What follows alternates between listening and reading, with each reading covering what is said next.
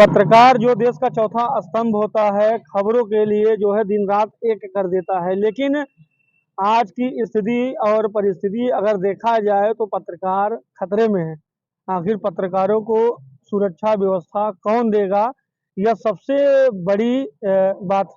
हमारे साथ कुछ पत्रकार मौजूद हैं जो बताएंगे कि आखिर पत्रकारिता क्षेत्र में कैसे कवरेज करते हैं और किन स्थिति और परिस्थितियों से गुजरना पड़ता है। तो हमारे साथ भाई शोभनाथ हैं, IND 24 से हैं, सिंगरौली देखते हैं। भाई आप पत्रकारिता जगह तो कैसे कवरेज करते हो? हम भी करते हैं, हमारे सामने भी कभी स्थिति परिस्थितियां आती रहती है, लेकिन आप बताइए थोड़ा सा। पहले अजय भाई, आपके दर्शकों को मेरे ओर से प्रणाम और होली की बहुत सारी ढेर शुभकामनाएं। ये पत्रकारिता जगत में बिल्कुल एक चुनौती भरा काम हम लोगों का होता है और पल पल से अधिकारियों से माफियों से टकराना ये अपना एक पेशा बन चुका है कि आप जिस किसी का भी विरोध करेंगे जरूर वो अपने ऊपर हमला करने का कोशिश करता है। लेकिन इसके बावजूद भी जो पत्रकार है वो अपने काम को एकदम निडर होकर काम कर रहा है, देश हित की सेवा कर रहा है और हम लोग लगातार हम लोग करते प्रशासन हैं। की खबरें चलाते हैं, जो भी प्रेस विज्ञप्ति होती है उसको दिखाते हैं, लेकिन जब प्रशासन से न्याय की उम्मीद मांगता हूं तो प्रशासन ऐसा सौतेला व्यवहार करता है जैसे लगता है कि हम उसके कितने बड़े विरोधी या दुश्मन हैं। वो तो है अजय भाई, बिल्कुल इस तरह से मामले सामने देखने को मिलते हैं कि जब भी हमारे पत्रकार साथी के ऊपर कभी भी जब हमला होता है तो हम तो पुलिस से न्याय की उम्मीद कर ही नहीं सकते हैं कभी, क्योंकि कभी न्याय मिला ही नहीं आज तक किसी भी पत्रकार साथी के साथ, चाहे सिंगरौली में हो चाहे कहीं भी हो। बिल्कुल ये तो एक प्रचलन ही चलता आ रहा है। बिल्कुल अजय भाई। तो आगे की जानकारी के लिए हमारे साथ सुनील की कलम कहें तो सुनील जायसवाल भी मौजूद हैं, जो सिंगरौली में काफ़ी यूट्यूबर के मामले में फेमस हैं और जगह जगह की खबरें जो है दिखाते रहते हैं। कलेक्टेड में जन सुनवाई हो या फिर क्षेत्र की समस्याएं हो, दिखाते रहते हैं। तो भाई सुनील, आप भी कुछ बताएंगे? पत्रकारिता जगत में आप भी उतरे हुए हैं, कैसी यहाँ की हालात है? पहले तो मैं आपके चैनल को नमस्कार करता हूं और होली की हार्दिक बधाई और शुभकामनाएं। जैसा कि अजय जी ने बहुत अच्छा सवाल रखा कि मैं यूट्यूबर हूं, तो पहले मैं बता दूं कि मैं तपोभूमि ऊर्जांचल से प्रिंट मीडिया से मेरा साप्ताहिक समाचार है, जो कि मैं उसका संपादक हूं। और जो सुनील की कलम है, जहाँ ज़्यादातर लोग जो सोशल मीडिया में चलाते हैं वेबसाइट, कई लोग अपने नाम से नहीं, डाल आपको बता दूं, क्योंकि यूट्यूब में लोग खबरें देखते हैं तो उसे यूट्यूबर के नाम से बोल देते हैं, इसलिए मैंने बोल दिया। बाकी उसको अन्यथा न लें, क्योंकि मासिक पत्रिका मैं जानता हूँ तपोभूमि ऊर्जांचल है, तो लेकिन यूट्यूब में खबरें देखने वाले लोग भी यूट्यूबर के नाम से उसे प्रसिद्ध कर देते हैं।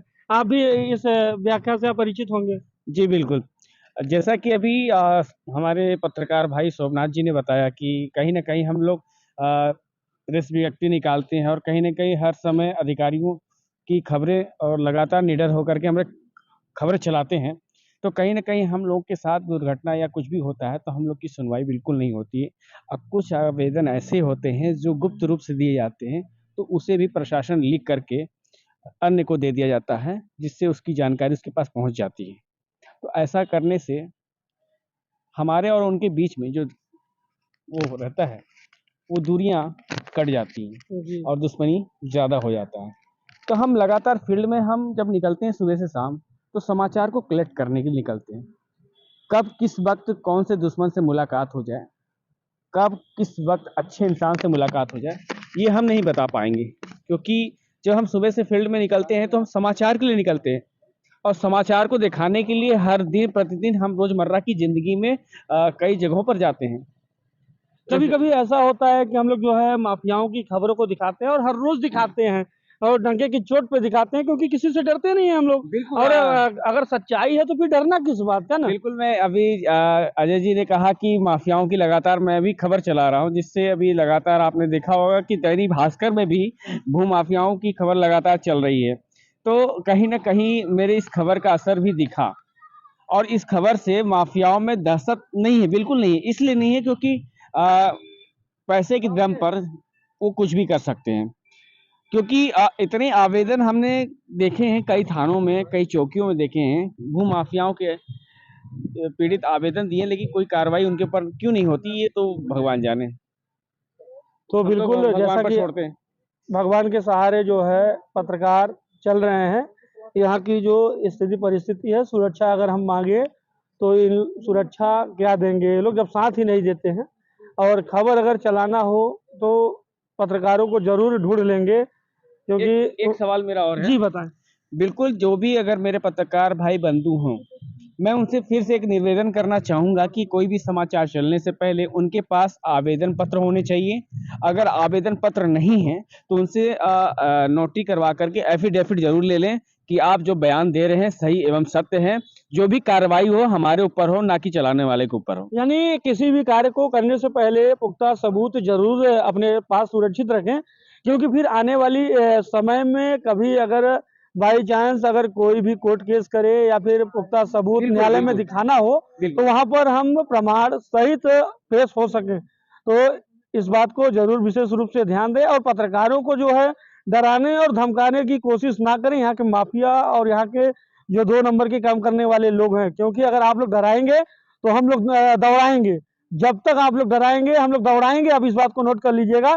और हम लोग दौड़ाने जो है बखूबी से जानते हैं, क्योंकि हम लोग सिंगरौली के रहने वाले हैं और इसी जन्मभूमि में और इसी जो है मिट्टी में पैदा हुए हैं। तो आप लोग को दौड़ाएंगे हम और दम भर दौड़ाएंगे, इस बात को नोट कर लीजिएगा। इसलिए सतर्क रहिएगा और सुरक्षित रहिएगा। आप लोग 2 नंबर का काम तो बंद ही कर दीजिएगा।